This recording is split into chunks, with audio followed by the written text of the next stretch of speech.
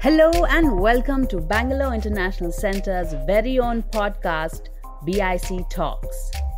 Bangalore International Centre is a platform for informed conversations, exchange of ideas, and a space for arts and culture. BIC Talks brings the essence of all that the physical space stands for and more to your doorstep.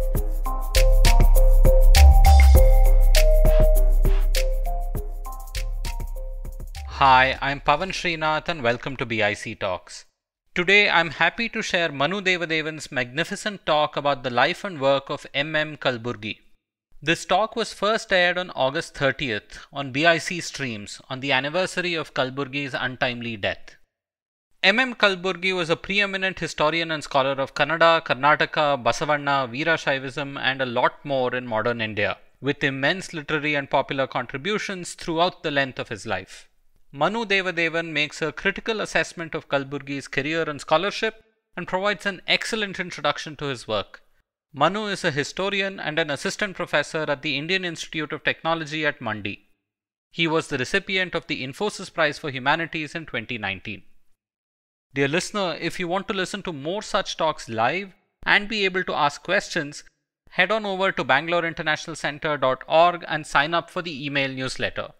RSVP to any live BIC stream program that you might be interested in and don't miss out on the center's diverse programs. And now over to Manu. It's a great honor to be on this platform today and speak about Professor Kalburgi. Today is the 5th death anniversary of Professor Kalburgi.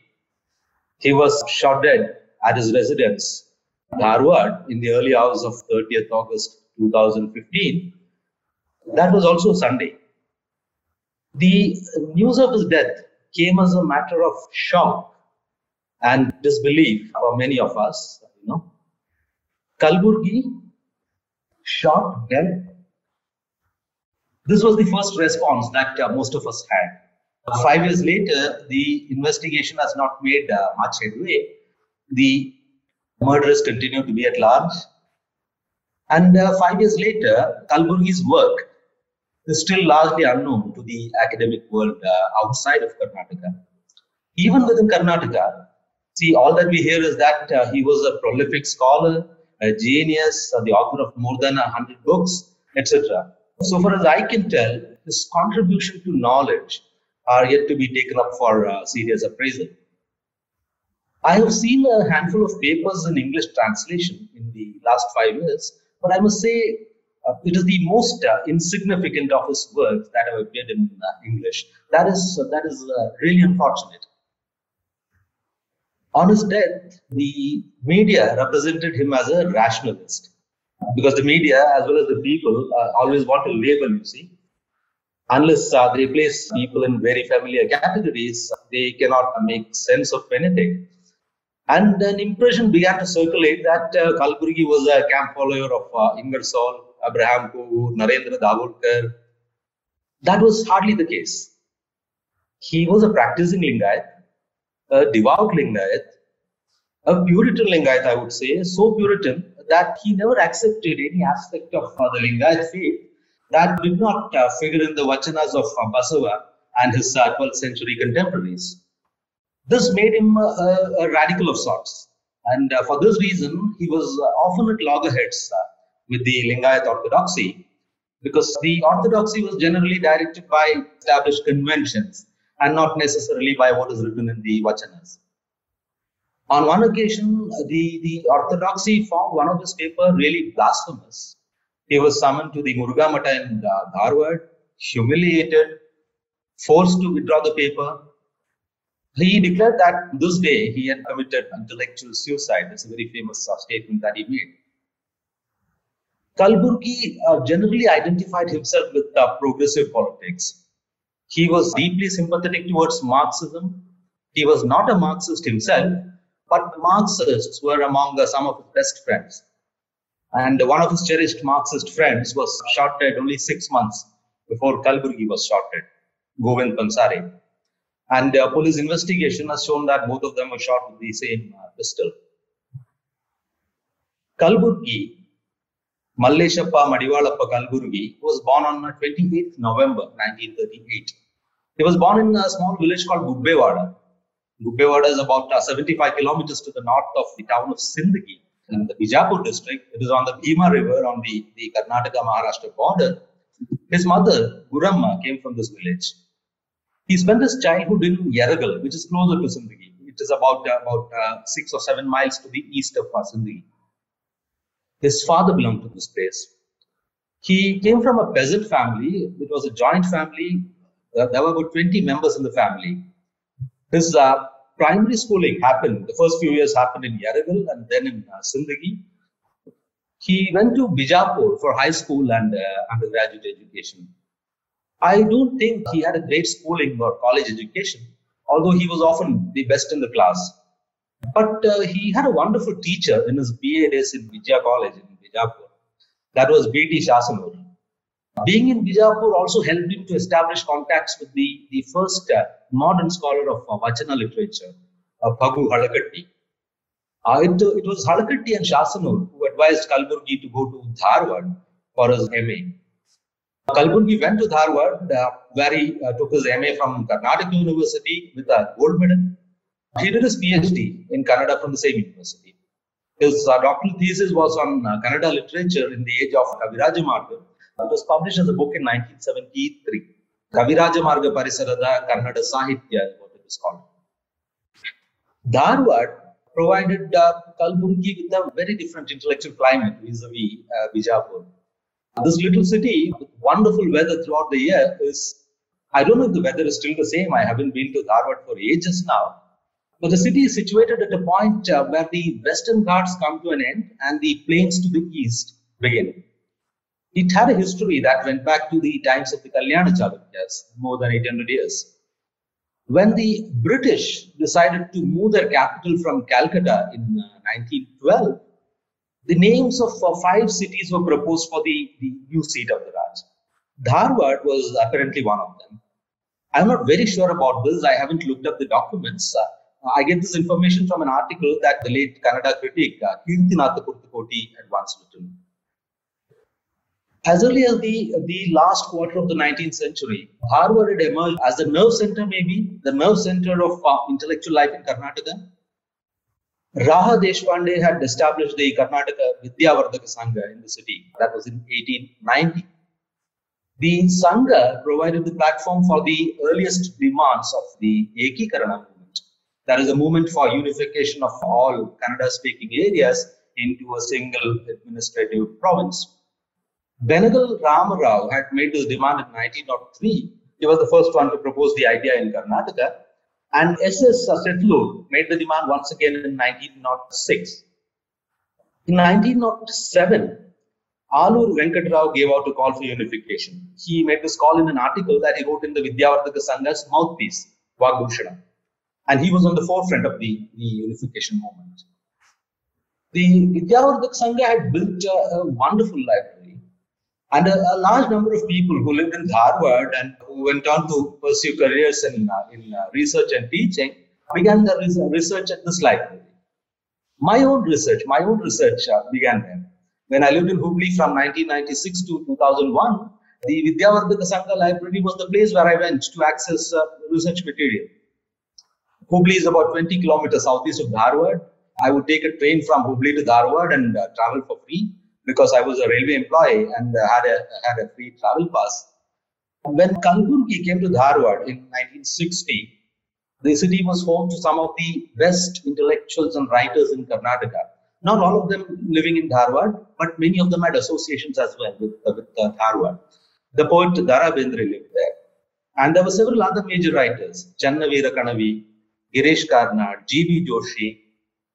Joshi had in fact started the Manohar Granthamala, which is a very leading publisher in Kannada. Most of Girish Karnad's plays and the poems, the Kannada poems of A.K. Ramanujan were published from Manohar Granthamala, and an amazing number of works that Kirtinath Kurtakoti wrote was also published from Manohar. An amazing number of stalwarts and an amazing number of them from various fields were associated with Dharwad. Phagu Halakatti, who lived in Bijapur, but he was born in Dharwad. The freedom fighter N.S. Hardekar, G.A. Kulkarni, the Marathi novelist, the English novelist Shashi Deshpande, the engineer P.K. Kelkar, who was the first director of IIT Kanpur, and a host of musicians, Basavaraja Rajaguru, Savai Gandharva, Mallikarjun Mansur, Panchakshari Mattigatti, Sangameshwara Guru, that is Kaivalya Kumar Guru's father, Bhimsen Joshi. One can also include Gangubai Hanwal. She lived in Hubli, not in Dharwad. And when Kalburgi reached Dharwad, some of the best intellectuals in Karnataka were living there. Shamba Joshi, Kurtakoti, C.N. Iyengar, P.B. Desai, V.R. Panchamukhi, R.C. Hiremat, who was Kalburgi's PhD supervisor as well, M.K. Naik, who wrote the most popular textbook on the history of Indian writing in English. What a city! This is not Delhi, this is not Calcutta, not Madras. This is a small, easygoing city, you see. The 1961 census actually tells you that the population was only 77,000. Now, it was easy for Kalburgi to get a gold medal in his MA, and he had great classmates and juniors, and some of them went on to become leading intellectuals and writers in the coming decades. Chandrasekhar Patil, for instance, or Siddhalinga Pattanasetti, Giradi Govindarajan. They had long hours of conversation every day, but doctoral research turned out to be trickier than Kalburgi had expected. As he commenced research, Kalburgi often met with two strange questions. What is your hypothesis? And what is your method? These questions actually came from professors in disciplines that did not have a department in Karnataka University until 1957. Sociology, philosophy, and English. These were new departments. But the Kannada department was old, and it was as old as the university, 1949. And the Kannada Research Institute, which eventually became a part of the university, was even older. It was founded in 1939. Kalburgi was not familiar with the idea of a hypothesis or the idea of a research method. His education in Yaragal and Sindagi and Bijapur had not prepared him for this kind of an intellectual life. Most doctoral research in the older departments, people will tell you, followed established models of thesis writing. Hypotheses and methods were totally alien to these models. In fact, there is a joke about research in the university. The chemistry department in Dharwad is older than the university. It was originally a postgraduate center of the University of Bombay. The joke is that a PhD thesis was valid only if it begins by making a reference to the Rig Veda. A research scholar had joined the chemistry department to pursue his PhD. This was the age of atomic energy and the atom bomb. Uranium was very much in demand. So the scholar wanted to work on uranium enrichment. He began work, he worked on it for 5 years, wrote his thesis, took the first draft to his supervisor. The supervisor read the first page and he was restless. He read the second page, the third page. By the time he was beginning to look at the fourth page, he was absolutely furious. He told the scholar, "This is not done. How can you write a PhD thesis without mentioning the Rig Veda in the beginning?" The scholar didn't know of this convention. He had not read the Rig Veda either. But he stood his ground.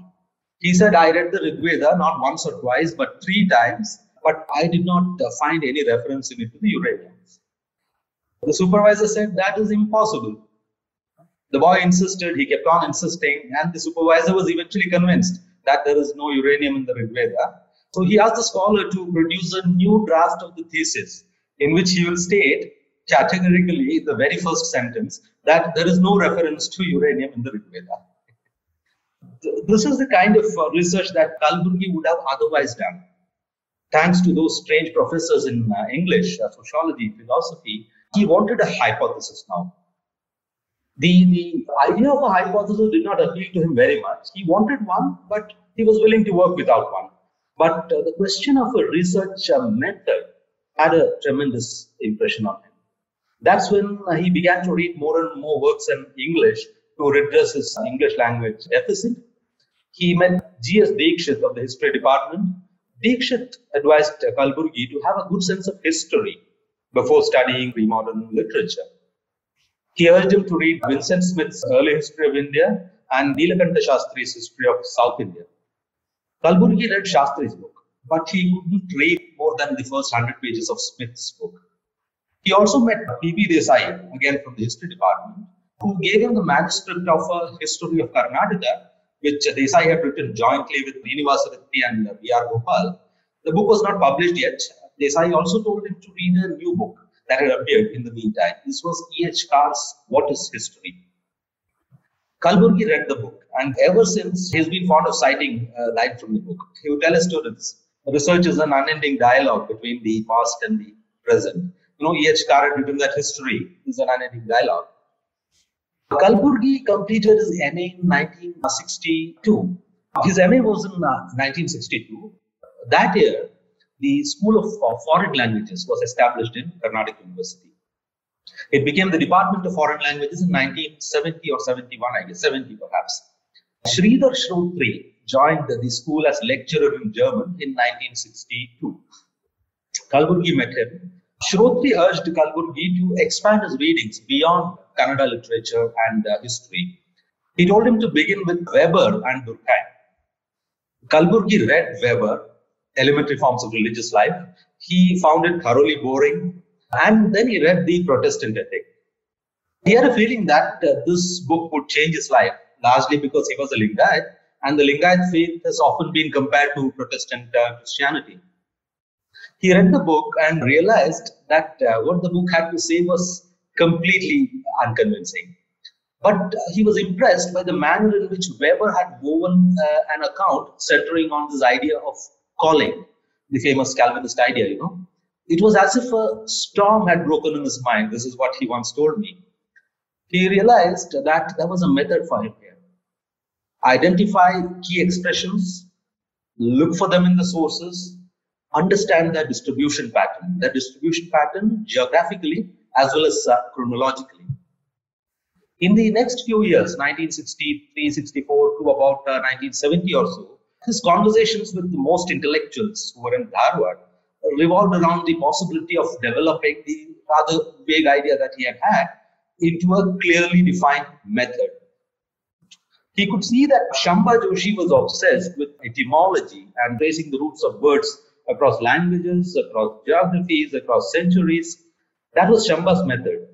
Shamba would write about the Vedas and the Puranas, the Vachanas, the Varkari tradition, the Bhakti tradition, the pharaohs of Egypt, Greek tragedy, Lao Tse, Confucius, Gilgamesh, Dionysus, just about anything. The Mayans, the Incas, St. Augustine, Wittgenstein, Karl Popper, Spinoza. It's very difficult to understand Shamba. I am of the view that there are only two other texts ever written that are more difficult to comprehend than the writings of Shamba Joshi. One is the body of Vachanas that Allama Prabhu wrote. The other is Joyce's Finnegan's Wake. Shamba is number 3. Shamba introduced Kalburgi to the hermeneutics of Martin Heidegger. I don't think the English translations of Heidegger were available anywhere in Dharwad in the 1960s, but Shamba knew German, and German was also taught in the Karnataka University. Now, Kalburgi made copious notes on Heideggerian hermeneutics from the informal tuitions he had from Shamba. He never got to read Heidegger himself. What is interesting is that he never got into the meat of Heidegger's hermeneutics. Instead, he was impressed by the use of etymology as a method and Heidegger's ideas concerning death.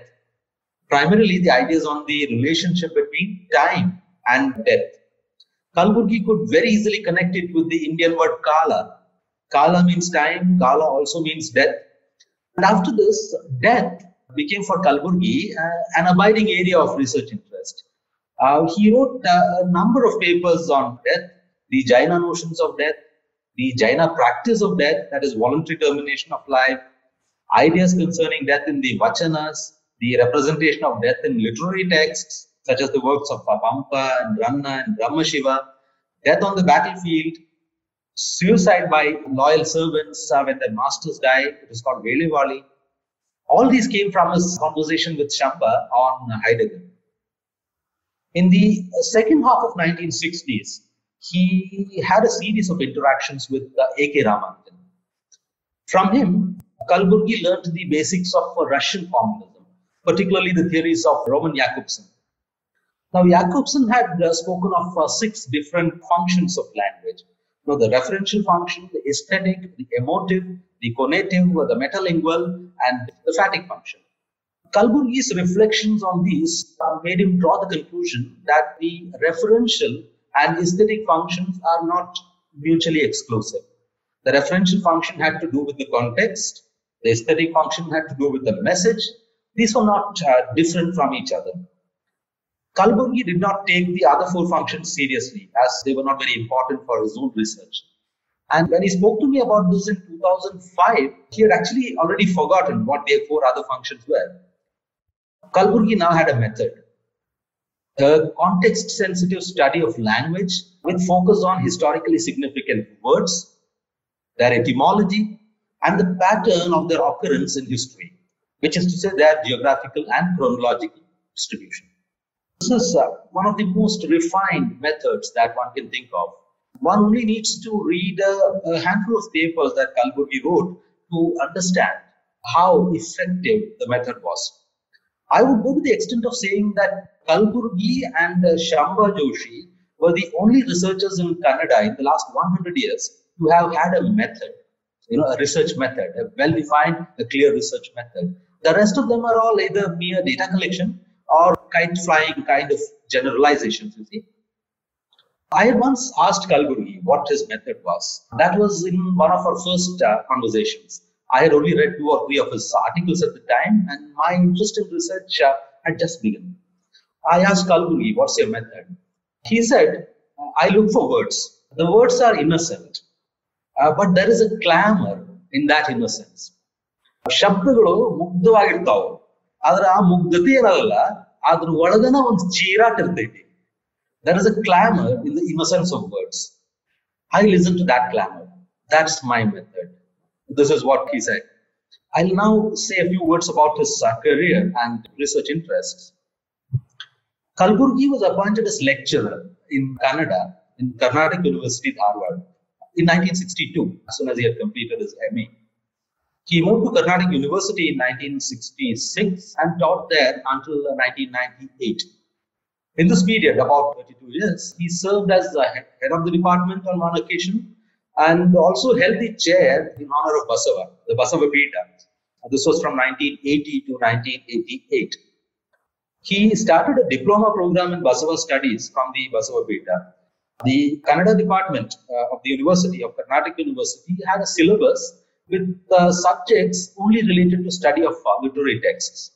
Kalburgi changed this. Kalburgi introduced several new subjects in the department: research methods, manuscriptology, epigraphy, and he trained a large number of students to explore aspects of history of language and religion in Karnataka, particularly religion.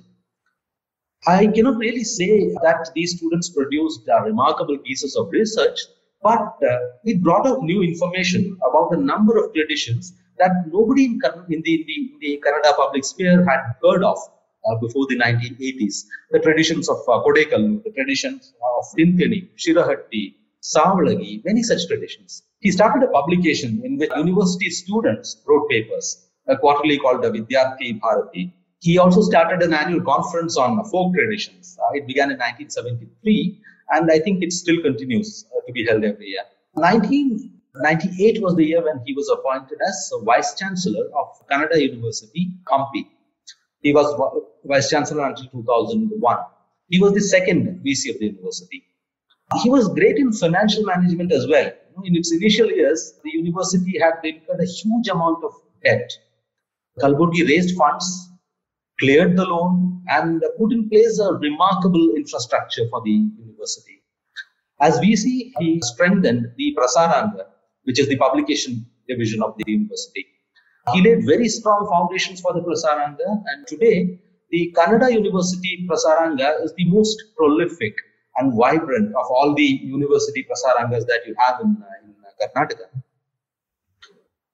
Kalburgi initiated the process of publishing the inscriptions of northern Karnataka district-wise on the lines of Epigraphia Karnataka that we have for South Karnataka.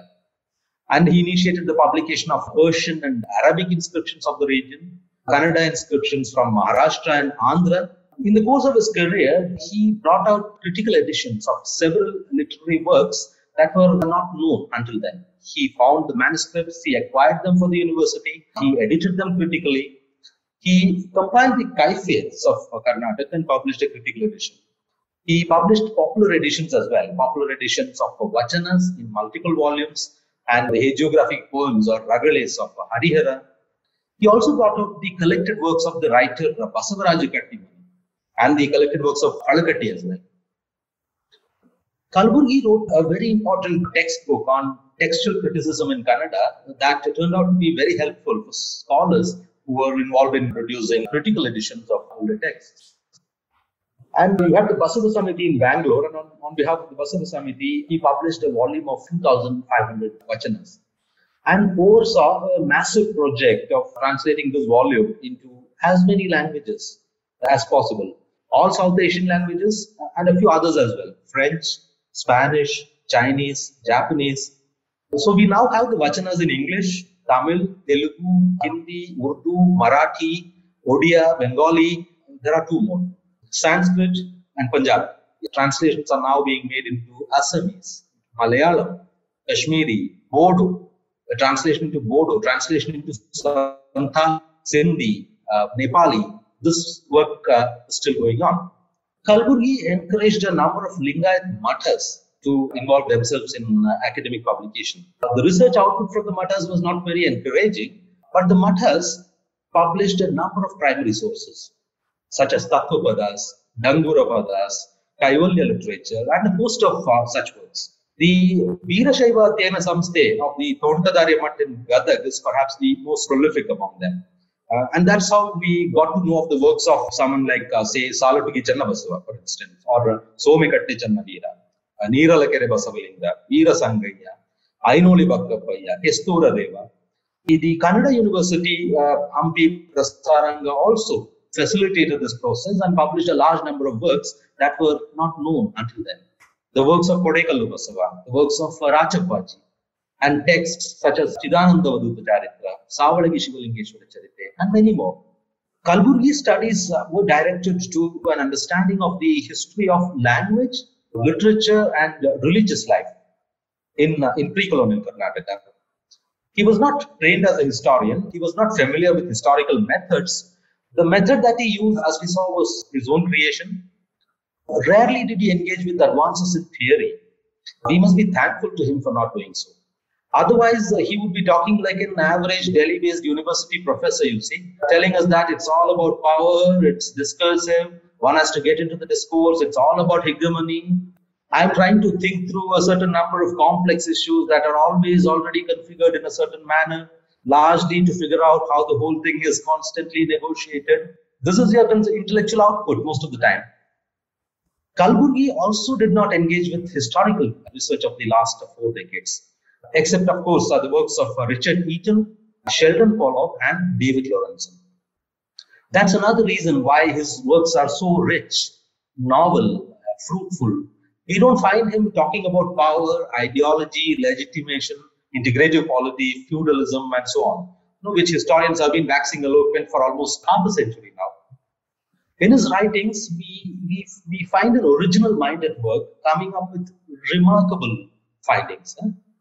In the years when he was developing his method, Kalburgi read all published literary works in Kannada from the earliest of times to the end of the 13th century, which included the Kaviraja Margam, Shabdamani Darpanam, Karnataka Bhasha Bhushanam, and other such texts on poetics and grammar, Champu Kavyas, the Champu Kavyas of Pampa, Ranna, the Vachanas, the Ragales of Harihara, the early Shatpadi Kavyas. He also studied a number of works from later times, the works of poets such as Kumaravyasa, Lakshmisha, Chamarasa, Kanakadasa, Ratnakaravarni, and many more. And Kalburgi had read all inscriptions from Karnataka published until then.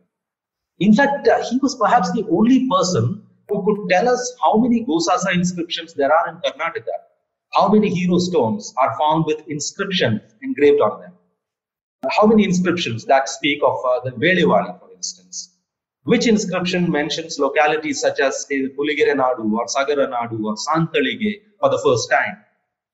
We must remember that there are more than 10,000 inscriptions in Karnataka. Kannada scholars put the number at 25,000.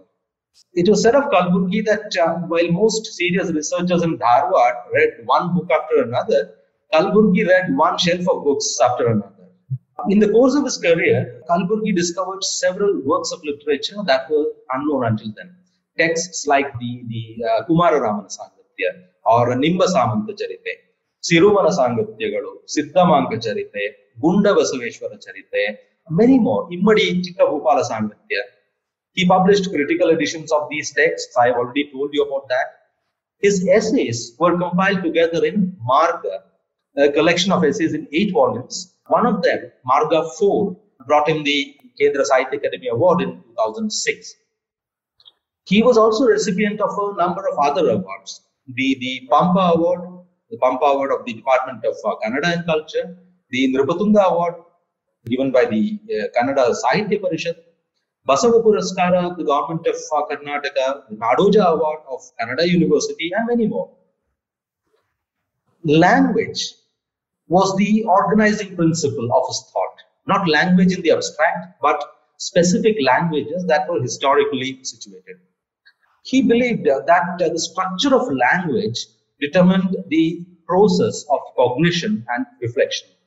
He would go to the extent of declaring that for this reason, each language community has a distinct way of thinking. On one occasion, he wrote that people who spoke the Dravidian languages had a particular pattern of thinking, and that the Tamil text Chilappadigaram embodied this pattern. At times, he would get excited about such ideas. He once wrote that Karnataka, Andhra, and Kerala must change their names so that all Dravidian provinces will have the same pattern of identification. Tamil Nadu and Tulu Nadu were his models. So he said Andhra should become Telugu Nadu, Karnataka should become Kannada Nadu, and Kerala renamed as Malayala Nadu, or Malayalam language renamed as Kerala Bhasha. His appeal to language came from 2 sources.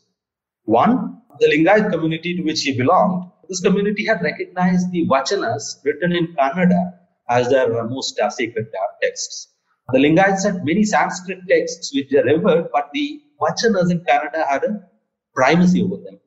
2, when the linguistic state of Karnataka was created in 1956, it was then called Mysore. The state was renamed as Karnataka in 1972. In 1956, Kalburgi was 18 years old. He was very perceptive to the events around him.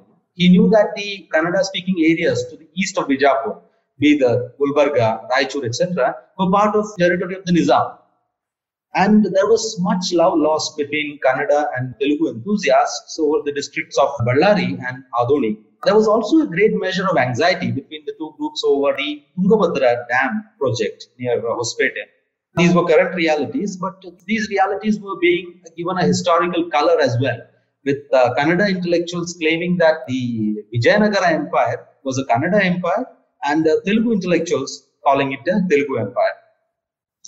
By the time he had finished his schooling, Kalburgi had positioned himself in the Kannada camp in opposition to the Telugu camp. Kannada had had disputes with Tamil and Marathi since the 19th century. A dispute with Malayalam began in 1956. That's when the First Delhi Commission awarded Kasaragod to Kerala. Kalburgi did not take these disputes seriously. He was more interested in the quarrel with Telugu. In the course of his career, Kalburgi laid out the historical contours of a Kannada identity in general, mostly on its own terms, but on a number of occasions in opposition to Telugu. We see the beginnings of this in a paper that he wrote in 1954, about 6 months after the First Delhi Commission was set up. The paper was called Krishna Deva Raya, the Invasion of Telugu Culture, Telugu Samskritiya Akramana. It was a brilliant paper. It is in fact a below average paper when you look at it objectively, but I call it brilliant because he was only 16 years old when he wrote it. And we can already see that he is questioning some of the most politically passionate pieces of wisdom. Krishna Deva Raya was the paradigmatic emperor in popular imagination, not only in popular imagination, but also among Kannada intellectuals. That's the case even today. But at the age of 16, Kalburgi argued that Krishnadevaraya was the source of several of the trouble that Karnataka is facing today. He argued that the Sangama rulers ruled as deputies of the presiding deity of Hampi, Virupaksha. When the Saluvas came to power, the allegiance shifted to Rama. And with Krishnadevaraya of the Tuluva line, Venkatesha of Tirupati became the preeminent deity.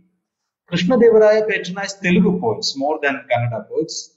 Himself wrote in Telugu, changed the landscape of Hampi by building such temples as the Vijayavithala and dotting the landscape with several other structures which made the Virupaksha temple appear almost insignificant.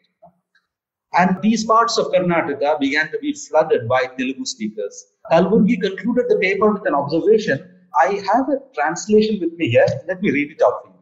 The ill effects of the anti-Kannada pro-Telugu policy that Krishnadevaraya inaugurated had led to the Ballari, Raichur and Koppala districts falling into Telugu hands. Business, politics, etc. are in their hands. Recently, the Telugus bought the vast areas of land from the Kannadigas to build the Tungabhadra Dam. In one sense, they did not buy the agricultural fields of the Kannadigas. They actually bought this land as such. Politically speaking, the Telugus administer the three districts as MLAs, MPs and presidents of Mandal Panchayats and Taluk Panchayats. The Telugus continue as teachers and priests at the Karnataka deity Virupaksha's temple. And all these have their roots in the opportunities which Krishnadevaraya opened up for them. This is Kalburgi writing when he was 60. His later works carried this sentiment forward, but with greater circumspection and with much greater scholarship. There was a strong element of Kannada chauvinism in his work, and some of his finest writings were often punctuated with rhetorical flourishes about Kannada. We can see this, for instance, in a very important paper he wrote on the evolution of the Kannada language. Here, he traces the history of Kannada from the inscriptions up to the time of Amogavarsha I, who ruled for a long time, who ruled for 6 decades in the 9th century, 814 to 878. The Kaviraja Margam was in fact written under his sponsorship. Kalburgi identified a set of changes in inscriptions after the time of the Kaviraja Margam. I don't recall all of them, but here are some of them. The Kannada-Sanskrit ratio in the vocabulary of the inscription was 1:3 in earlier times. After the Kaviraja Margam, it becomes 1:1. Prashastis or royal eulogies used to be in Sanskrit. Now, there were Sanskrit eulogies, but there were also Sanskrit Prashastis in Kannada. All the inscriptions before the time of Kaviraja Margam, all Kannada inscriptions, cumulatively throw up only 60 verses. But now, up to 40% of every inscription was in verse. Rock surface inscriptions declined. The preferred medium now is polished stone tablets or temple walls. Inscriptions start deploying long Kannada compounds, long samasas, blending prose and verse like Champu Kavya. These were some of the changes he identified. Kalburgi argued that this set of changes did not represent a natural evolution of the language. No, it was a conscious political initiative. And Kalburgi, being Kalburgi, he was ecstatic about this. He wrote that Amogavarsha in the north, the Ganga king Shivamara in the south, and the Vengi chief Punaka Vijayaditya in the east stood as radiant guards, the Palakas, to nurture Kannada. In 1982, the renowned writer V.K. Gokak launched the Gokak agitation to make Kannada the official language of Karnataka. The agitation became very popular when the film actor Rajkumar got himself involved in it. Kalburgi was on the forefront of this movement. Kalburgi, Basavaraja Kattimani, Kalburgi's PhD supervisor R.C. Hiremat, Patil Puttappa, Chandrasekhar Patil. Kalburgi wrote hundreds of short papers, 2, 3, 4, 5, 6 pages long, that gave us new information or new perspective on existing information. Sometimes he used this etymology-oriented method to change our understanding of historical facts completely, all in the space of 4 or 5 pages. You know, the 16th century poet Kanakadasa, for instance, is believed to be a Kuruba, shepherd by caste, and initiated into the Dvaita tradition of Ananda Tirtha. Kalburgi showed that he was in fact a Beda hunter who obtained Diksha in Vishishtadvaita, the Vishishtadvaita of Ramanuja. In another paper, he examined the history of a water tank in Hampi, the Manmatha Tirtha. There were locals who referred to this tank as Manmukha Tirtha, not Manmatha. Now, Kalburgi found 12th century inscription in which the tank was actually called Manmukha. Now, he began to relate it to Manamukha Marga, one of the two divisions of the Natha tradition of Gorakhnath. The other division is Gurumukha Marga. He argued that Manmukha is actually Manamukha and that this was the sacred center of the Nathas. Now, around the water tank, there were images of Bhairavas belonging to the Nathas, but the clinching evidence came from an 11th century inscription in a temple, the Naganandishwara temple. And this inscription identifies the temple as Naganatheshwara. Naganatha is a very important figure in the Natha tradition, and most of the Naganatha temples belong to the Nathas. Elsewhere, Kalburgi presented very similar evidence to suggest that Kudala Sangama, a sacred place associated with Basava, was also a Natha center. He even pointed to the likelihood of Basava getting initiated into the Natha tradition. The original name of Kudala Sangama was Kappadi. Now, Kalburgi reflected upon the existing view that this word, Kappadi, comes from the Sanskrit Kapparti. He argued that Kappadi, which is Kappadi in Dravidian morphology, was Sanskritized as Kappartin, and it's not the other way around. He links Kappadi to a class of people called the Kappe or Kappeyaru. You find them in the inscriptions. Inscriptions speak of Kappeyara Bhatta, Kappeyara Chaundaya, and many more. They also record land grants made for feeding the Kappeyaru. And literary evidence from Harihara primarily speaks of Nathas in Kudala Sangama. Not Nathas, but Naganatha. Basava himself says in one of his Vachana that he wore the robe of the Kappadis. Kappadi Veshadinda Vandaduve, that's there in one of his Vachana. Now, this is a brilliant analysis, but there is one piece of flaw in it. Kudala Sangama was home to the Kappadis, it was home to the Nathas as well. So much is clear from Kalburgi's analysis. But I'm not sure why he identifies the one with the other when there is no evidence to support this. They might as well be two different traditions located in the same place. We have Kalburgi doing this kind of exercise for a number of sacred centers. I cannot say if all of them are Natha centers. The Kodekalu tradition, for instance, is an Aruda tradition. Their sacred literature is kept in a specific location, concealed in fact, not just kept. They do not circulate. But Kalburgi calls Kodekalu a Natha tradition. We come across such inaccuracies in a number of places. These are similar to some of the loose statements that we find in the writings of D.D. Kosambi. Kosambi, for instance, writes that the place name Harappa occurs in the Rig Veda in the form of Hariyupiya. What he does not realize is that there are no place names in the Rig Veda. Besides, Harappa is the European spelling and pronunciation. The actual place name is Hadappa, and that's how it is still written in Hindi. There are no retroflex letters in European languages. So, Da becomes Ra. It's like Aroda becoming Aurora, the city Baroda becoming Baroda, and in South India it becomes Baroda. On one occasion, Kosambi wrote that Hallelujah was a war cry in West Asia, and that it is the same as Helayo Helaya that you have in Patanjali. Kalburgi was also prone to get into such flights of fantasy. When we overlook these inaccuracies, what we have is a completely different sacred geography vis-a-vis the picture that the trained historians have given us. The places here are not isolated sites, but connected with several others of the kind to form very intricate networks of pilgrimage. Picture that we get is something that a historian like Ramindranath Nandi, for instance, would never have imagined. I'll now come to the last segment of the lecture.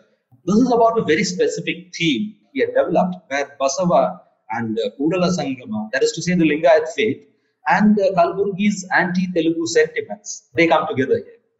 And this, in my assessment, is the finest thesis on the history of religion we have in India. This investigation has its roots in the Virakta Aradhya divide that you have in Veerashaivism. These are two broad monastic divisions. There are further divisions within them. The Viraktas, popularly known as Sharanas or Banajigas, are dominant in North Karnataka. They do not endorse temple worship. The Matha is their preeminent institution. The Aradhyas, better known as Jangamas, are present in North Karnataka, but their dominance in terms of numbers is in the south. So there is a north-south divide that you can see here. The Matha is the most important institution for the Jangamas as well, but they practice temple worship too. The Sharanas don't. In fact, the priests in Kedarnath in Uttarakhand are Jangamas. The Lingayat or Veerashaiva faith consists of these two groups, the Viraktas or Sharanas and the Aradhyas or Jangamas. Lingayat and Veerashaiva are synonymous expressions, but the Sharanas have by convention identified themselves as Lingayats and the Jangamas have preferred to call themselves Veerashaivas. In recent years, there has been a tendency to look at Lingayat and Veerashaiva as two different faiths altogether. When the demand for a separate minority status for Lingayats was made in 2017, there was a huge campaign, which I think many of you might recall. At that time, the Sharanas said that the Jangamas should not be part of this minority. Kalburgi did not make a conceptual distinction between Lingayat and Veerashaiva, but he left several clues in his writings to promote such a distinction. On one occasion, he said that the Lingayat is an Advaita tradition, non-dualist, whereas Veerashaiva is a Dvaita tradition, a dualist tradition, suggesting thereby that these were two different traditions. He was not favorably disposed towards the Jangamas. So there was a process through which he constructed very carefully the Jangama as the other of the Sharana. In doing so, he tried to show the primacy of the word Lingayat in historical terms, using his own method, tracing the geographical distribution as well as temporal distribution of the word Veerashaiva. Veerashaiva, Kalburgi argued, was a term which the Jangamas had popularized. He wrote two papers to discuss the history of the word. He showed that the 12th and 13th century poets, Harihara, Raghavanka, Kereya Padmarasa, Kumara Padmarasa, these poets never used the word Veerashaiva. The word occurs very rarely even in the Vachana literature, which is vast. We have more than 20,000 Vachanas. And where they do occur in the Vachanas, it is very easy to show that such Vachanas are spurious, produced in the 15th or 16th century or even later, and attributed to the 12th century saints. The first poet to use the word Veerashaiva was Palkurike Somanatha, who wrote the Basava Puranamu in Telugu in the 13th century. So the Telugu connections begin here. Somanatha used Veerashaiva as a synonym for Veera Maheshwara. There were four major Shaiva sects in South India: the Kalamukha, the Mahavrati, which was also called Kapalika, the Pashupata, which was also called Lakula Shaiva or Lakulisha, and the Maheshwara, which was variously identified as Shaiva, Shuddha Shaiva, and Shrotriya. Somanatha recognized the saints, Basava and others, as brave or valorous Maheshwaras, Veera Maheshwara, and Veera Shaiva was a synonym for this poet. It came to Karnataka when the poet Bhima composed the Basava Purana in Kannada in 1369. It was closely modeled after Somanatha's Telugu text. The use of the word Veerashaiva in literary works was generally seen after the 15th century. It began in South Karnataka, where the Jangamas, who came from Andhra, promoted the use of the word. Its use in North Karnataka was much later. As a popular usage, the Sharanas had used the word Lingayat to identify themselves. Veerashaiva was not a popular expression in North Karnataka. In fact, its popularity dates back only to the year 1903, when the Veerashaiva Mata Pracharaka Sangha was established in Harvard. Kalburgi was arguing that in historical terms, the word Lingayat was older and much more important than Veerashaiva. Now, who are the Lingayats in historical terms? I had written a short paper a couple of years ago where I had discussed this question briefly. There I had called this the Kalburgi thesis. I'll read out 2 or 3 paragraphs from it and I'll end my talk with that. This is what Kalburgi had to say. The origins of the Lingayats in the 12th century was closely tied to the history of Shaivism and its caste prejudices. Shaivism appeared in three forms: the Vedic tradition influenced by Shankara's Advaita, cults such as the Natha, and agamic traditions that were subjected to considerable Vedic influence. Within Karnataka, the third of these had the largest following. Traditions belonging to this class proliferated in different parts of India, and their number, as recorded in texts such as Suprabhedagama, Sukshmagama, Vatula Shuddhagama, Parameshwaragama, Chandrajnanagama, and Viragama, ranged from 4 to 28. Four of them had followers in Karnataka: the Kalamukas, the Mahavratis or the Kapalikas, the Pashupatas or the Lakulishas, and the Shuddha Shaiva or Shrotriya, that is the Maheshwaras. Kalburgi tells us how to identify them from inscription. This is very important. Monasteries identified as Simha Parshe, Shakti Parshe, Parvatavali, and Bhujangavali belong to the Kalamukas. Names that had Rashi Pandita, Jiya, Shakti, and such words suffixed to them indicate Pashupata affiliation. Bhita Rashi Pandita, for example. So Bhita Rashi belongs to the Pashupata sect. And names that had Soma for a suffix belong to the Mahavratis. Shrita Soma. If you come across the name, that means that he is a member of the Mahavratis sect. These were the three widely popular Shaiva traditions in Karnataka. All three were to eventually wither away. The fourth tradition, Shrotriya or Maheshwara, had teachers whose names carried suffixes such as Shambhu, as in Soma Shambhu, or Shiva, as in Vishveshwara Shiva, or Shivacharya, as in Ishana Shivacharya. It was a marginal group, but the most influential and numerous Shaivites in contemporary Tamil Nadu and Andhra belonged to the Maheshwaras. Inscriptions from Karnataka identify the sage Durvasa as the founder of the Shrotriya tradition. The same is said in Siddha Somananda's Shivadrishti and Tantralokatika concerning Trika Shaivism of Kashmir, which makes it likely that the Shrotriyas or the Maheshwaras originated in Kashmir and was in effect the same as Trika, with its principle of Pashu, Pasha, and Pati. As late as the 15th century, Veerashaiva teachers in Karnataka were found tracing their origins to Durvasa. The first clear reference to a Shrotriya from the Karnataka Maharashtra region dates back to the year 959. The Rashtrakuta inscription of that year records the gift of a village to Gagana Shiva, the disciple of Ishana Shiva.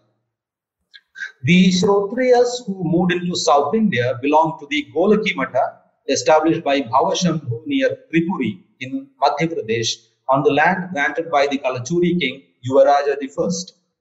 In the course of the 11th and 12th centuries, they spread across Tamil Nadu and Andhra. Patronage from the Chola and the Kakatiya state made their presence invincible. They persecuted Jainas and Sri Vaishnavas in Tamil Nadu and took control of Sri Shailam from the Pashupatas in Andhra. A few Golaki Mata establishments might have come into being in Karnataka as well, one of which was found in Puligere. Puligere is Lakshmeshwara. The Shrotriyas were Brahmins and an orthodox lot given to exploitation and violence. Emblematic of their deep caste prejudices is an inscription from Karadikallu in the Raichur district, which carries the order of a certain Sukshma Shiva, prohibiting members of the lower castes, Antya Jati, from traveling in carriages through the market street on the occasion of their marriage, and prescribing a fine of 12 Gadyanas for those violating the order. It was against these prejudices that Basava, born in a Shrotriya Brahmin family, rebelled in the 12th century. He inaugurated the new faith of the Sharanas and admitted members into it through a rite of initiation, which in most cases was a re-initiation, Punardiksha, of those already initiated into other Shaiva traditions. The new faith promoted the worship of Ishtalinga and the rejection of rituals, hierarchies, and biases based on caste and gender. A section of the people from Kalamuka, Pashupata, and Mahavrati traditions became Sharanas, but Shrotriyas, that is Maheshwaras, were the greatest in numbers to convert to the new faith. Basava's influence was also felt on the mattas of all four traditions. Their pontiffs evolved as Jangamas in Karnataka and as Aradhyas in Andhra. The Aradhyas of Andhra were Shrotriyas and continued to adhere to Brahmanism, caste hierarchies, and ritualism, their interest in Basava being confined only to the new practice of worshipping the Ishtalinga. Mallikarjuna Pandita Aradhya was their chief representative. In the 15th and the 16th centuries, the Aradhyas of Andhra moved to southern Karnataka, where they found acceptance. Here, they appropriated the remnants of the old Kalamukha, Pashupata, and Mahavrati sects and cults such as the Natha and set into motion a new tradition that accepted Basava's Ishtalinga worship but otherwise remained largely Brahmin in orientation. The new tradition revolved around the figures of Pandita Aradhya, the Shrotriya, and three others who were modeled after him as Aradhyas. That is Revana Siddha or Revana Aradhya, Ekantarama or Ekorama Aradhya, and Marula Siddha, Marula Aradhya. Kalburgi does not tell us which of the three is the Kalamukha, which one is the Mahavrati, and which one is the Pashupata. But thus came into being the tradition of the four Acharyas, which with the inclusion of Vishwaradhya in the 17th century became the Panchacharya tradition, the Jangama tradition. And Vishwaradhya Mata has its seat not in Karnataka or Andhra, but in Kashi, Varanasi. The Nayakas of Keladi built this Mata. This, in a nutshell, is the Kalburgi thesis on the origins of the Lingayats. Its novelty lies in bringing into relief the Shrodriya tradition and metamorphosis of a part of it into the Virakta or Sharana tradition, and the transformation of the four Shaiva sects into the Aradhya or Jangama tradition, which opens up a completely new avenue for exploring the evolution of Shaivism in Karnataka between the 12th and the 16th centuries. It's a pity that nobody in the academia even knows about this thesis. The merits of the thesis notwithstanding, its larger structure is a bit contentious because Kalburgi was simply reading contemporaries' prejudices back in time without producing evidence to the effect that the relationship between the Jangamas and the Sharanas were fraught with friction all the time. The structural incompatibility between the two groups is argued on the basis of the ideals that informed the putative moment of historical origins, which as it turns out is inaccurate because Kalburgi takes it to the 12th century, but we don't see this happening before the 15th and 16th century. To that extent, the thesis's claims to historicity cannot be taken seriously. It would have been wonderful had Kalburgi explored how the respective histories of the two groups unfold. But whether or not it happened in the 12th century or the 15th and the 16th century, the story of how the Pashupata, Kalamukha, Mahavrati and Maheshwara sects transform into the Sharanas and the Jangamas in Karnataka and Andhra is, for me, the most fascinating story in the history of religious life in India that a scholar has told. Thank you very much. Thank you for listening in till the end. Please share this episode with a friend on social media, WhatsApp, or anywhere else. It would mean the world to us.